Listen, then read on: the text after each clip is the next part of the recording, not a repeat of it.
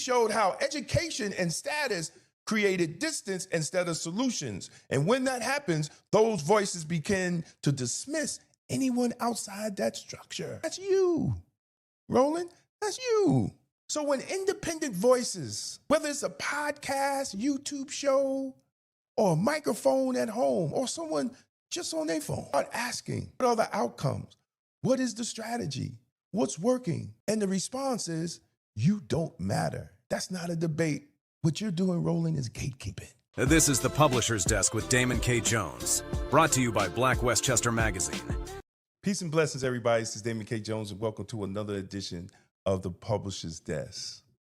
And I'm Black Westchester publisher Damon K. Jones, and this is powered by blackwestchester.com, Black Westchester Magazine. And you know, I really try to keep Roland Martin's name out of my mouth, but I think we're getting to the point where the insults of just people, man, like, you know, I'm not taking it personal what he said, but I really think, you know, we have to have the conversation about his video clip. And I'm not even going to play it. I'm just going to address it, right? Y'all, I'm going to put the link in the description so people can watch it for itself. But if Black people in America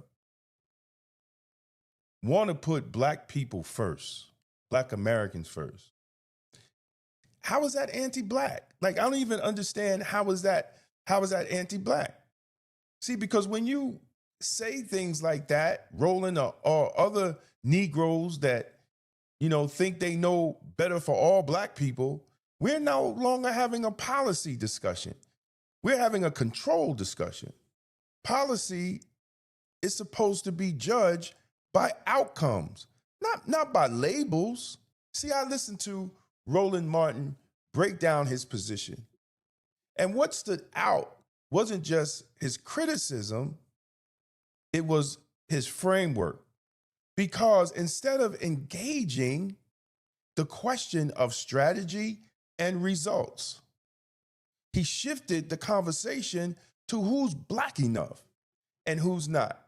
See, that matters because once the conversation shifts, you don't have to answer the real question. See, and the real question is simple. Roland or any other Black person who feels the way Roland feels, if the conditions affecting Black America are still the same or worse in some cases and in some cities, then what policy approach is producing a different result? Let's stay there. We don't have to go nowhere else. Who's Black enough? You know, who's more educated, right? All the other foolishness you were saying. Let's just stay with policy for Black Americans, not what Trump is doing, because Trump is doing for what people he represents. The question is, what is the people doing that's supposed to represent Black America? Now, that's not ideology. That's an evaluation. Roland or any other Negro who feel the way Roland feel. See, in his own breakdown, Roland points out rising Black unemployment, cuts in health-related programs, pressure on Black institutions. Now, those are real issues. No debate there. But here's the logical conflict. If those outcomes are real, then the next step is to examine the strategy tied to those outcomes, not attack people raising questions, not attack people that are raising questions. See, this is where Carter G. Woodson becomes critical because this conversation isn't new. Woodson addressed this exact pattern almost 100 years ago. He wrote, "The mere imparting of information is not just education. The effort must result in making a man think and do for himself." That's the standard. Thinking independently, acting based on results. And Woodson goes further. He explains how systems can produce people who are educated, but not independent in thought. He said, when you control a man's thinking, you do not have to worry about his actions. He will find his proper place and stay in it. See, that's not an emotional statement. That's a structural analysis. Now apply that to today's conversations. When someone says we should prioritize Black Americans specifically in policy outcome, and the response is that's anti-Black, that's not a policy rebuttal, that's a psychological one. And Woodson also addressed the role of the educated class. He warned that the educated Negro may become a liability if trained away from the needs of his own people. Meaning, if you can identify every problem but cannot question the system producing those problems, then your education is not producing solutions. You want to point at Trump. But the Black community, Roland, has been catching hell long before Trump. The Black community, Roland, has been catching hell under Obama and Clinton and every president. The Black community hasn't changed. With all the organizations, the NAACP, the Urban League, National Action Network, Democratic Party, it hasn't changed. It has gotten worse. But it's convenient to blame Trump. So when Roland lists real issues, but does not pivot to why policy change produces different outcomes, instead of choosing to label the critics, instead, he chooses to label the critics. That reflects exactly what Woodson was describing. Not a lack of information, but a lack of limitation and application. There was crime and violence before Trump. There was broken families before Trump. There was poor economic development in Black communities headed by Black politicians before Trump. Just because Trump is in the White House means that we can't change the condition of Black people on local, county, and state level? They ain't got nothing to do with Trump. The Bronx, Mount Vernon, Brooklyn, that ain't got nothing to do with Trump. That has to do with our conditions. And when Black people are concerned about the issues in their communities, instead of fighting for migrants, seeing the people that we vote for fight harder for migrants than the young brothers and sisters getting shot at and killed in the streets by either police or by other Black people. See, I've been there. I've been fighting for police reform for over 35 years. Even wrote a piece of legislation in New York to make sure that NYPD was trained yearly in first aid when they came to a subject when a young girl died because the cop didn't know CPR. The state bill was called Breonna's Law, after the young lady that died, Breonna Ojeda. See, but when you up in that high horse and you don't understand the people on the ground that are dealing with a lot of these situations and their response to these situations, because they are on the ground fighting constantly, and they're not fighting Republicans. New York, we're not fighting Republicans in New York for police brutality, for affordable homes, for crime and violence in our communities. We're not fighting Trump. We're fighting people that look like us because they're the ones that are being elected. And you want to call people that do that and their response to that anti-Black? You sound no more than the Negro that works for the slave master. Now let's get further into policy, because this is where the conversation gets real. Let's ask a direct question. Is advocating for reparations, yeah, I went there, anti-Black? See, because I don't see you talking about it. I don't see you holding Kamala Harris and all the Democrat leaders that you support. See, it's because it's a policy position, brothers and sisters, tied to historical economic outcomes. And if that is a legitimate policy position, then I'm going to give you a follow-up question. Why is not a priority? It wasn't a priority for Kamala Harris. She said she wasn't going to do anything for black people only. Listen, the reality also is this. Any policy that will benefit black people will benefit all of society. Let's be clear about that. Let's really be clear about that. So I'm not going to sit here and say I'm going to do something that's only going to benefit black people. No, because whatever benefits that black family will benefit that community and society as a whole and the country. So why should black people support that? She wouldn't say that to the Jews, Roland. You wouldn't even say that to the Jews. You wouldn't say that to the Italians. You wouldn't say that to the Asians. So why is it okay for a woman running, a black woman running for president of the United States, to say that she's not going to do something solely for black people? How do you think black people will respond? Where is the video of her saying that to Jewish people, to Italian people, to Asian people? But you call us anti-black for questioning that? Negro, please. See, we're dealing logic over loyalty now, because if a group consistently supports a political party, then it's reasonable to measure what policies were delivered, what outcomes was changed, Roland, and what priorities were addressed. See, that's how every other ethnic group evaluate policies. We know they do. But do you do it? Let's not deflect off Trump.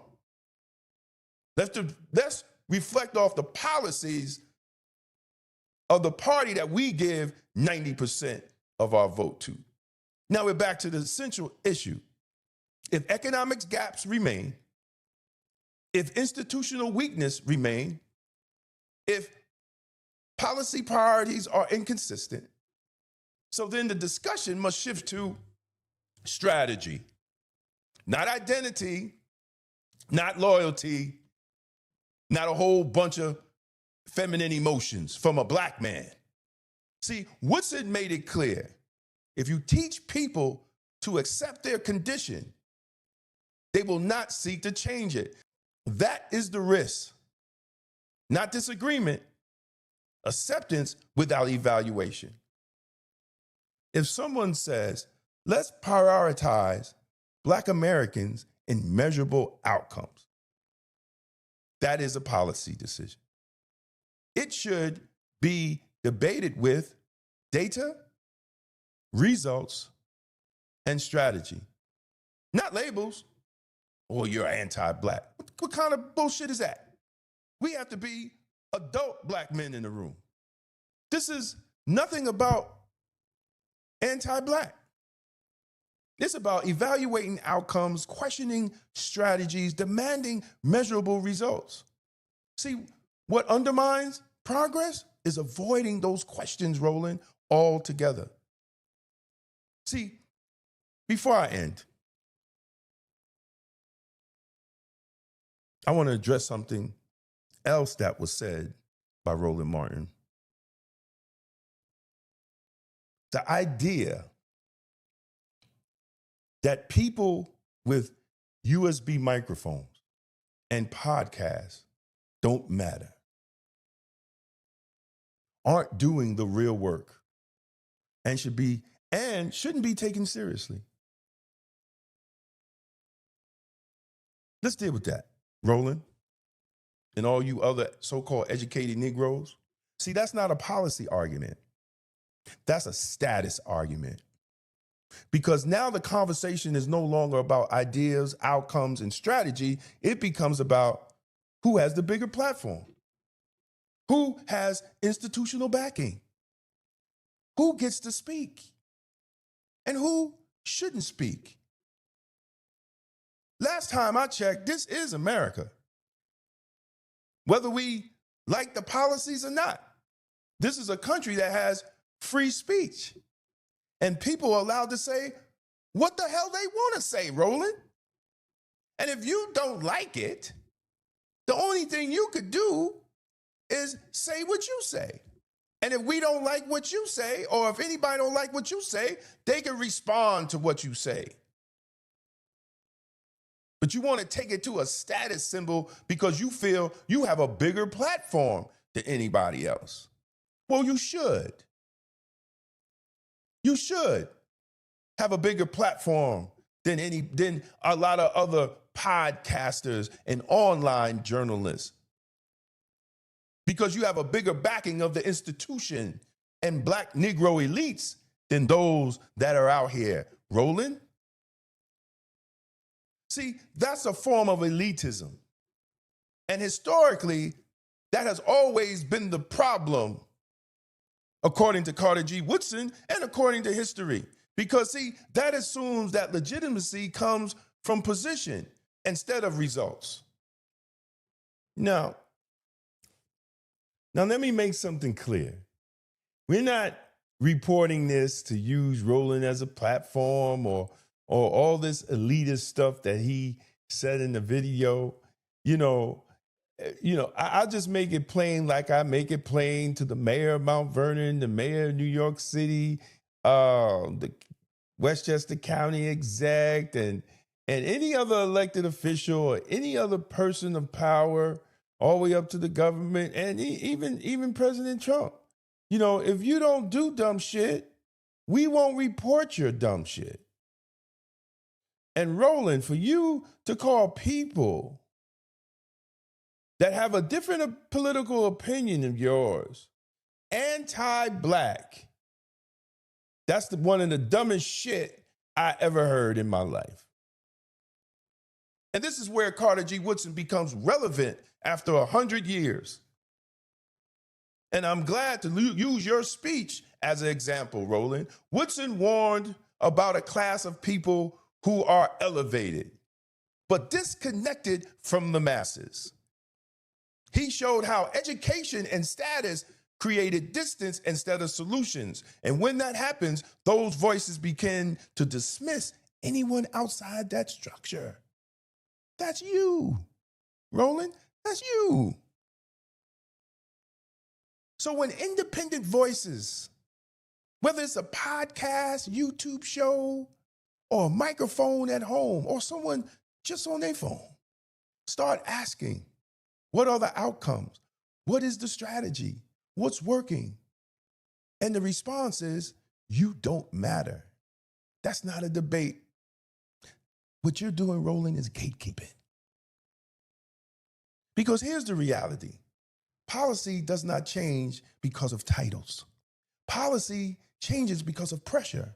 And historically, that pressure has often come from the people, outside institutions, outside of media structures, outside of traditional power systems. So dismissing voices because of their platform, instead of engaging their argument, is not strengthening the conversation. What you're doing is trying to limit it. The argument is weak. It should be challenged. If the argument is strong, it should be answered.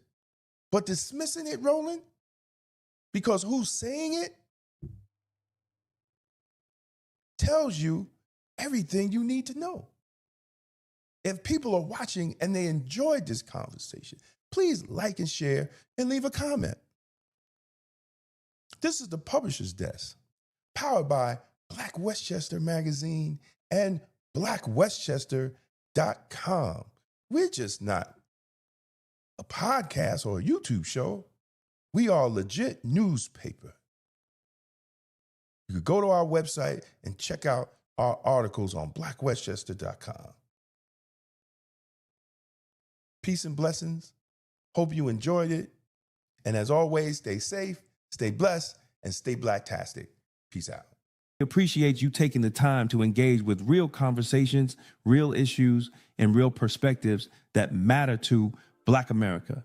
Stay connected, stay informed, and as always, we'll see you next time at the publisher's desk. It's going to be Blacktastic. If you're serious about political clarity and independent thinking, this is for you. The Political Thought Bundle includes 3 full books, all personally singling. Democrats and Republicans, the Ultimate Gangbangers, breaks down how the two-party system operates like a legalized street war for power. Emotional Politics, Logical Failure exposes how emotion has replaced strategy in Black political engagement. Tolerance is for Coward lays out a blueprint for extended policing and community-led public safety rooted in outcomes rather than slogans. 3 signed books. One bundle, $60. That's a $75 value, and you're getting signed copies included. This isn't left versus right. It's results versus rhetoric. Go to twosteppublishing.com and secure your signed Political Thought Bundle today. It's going to be Blacktastic.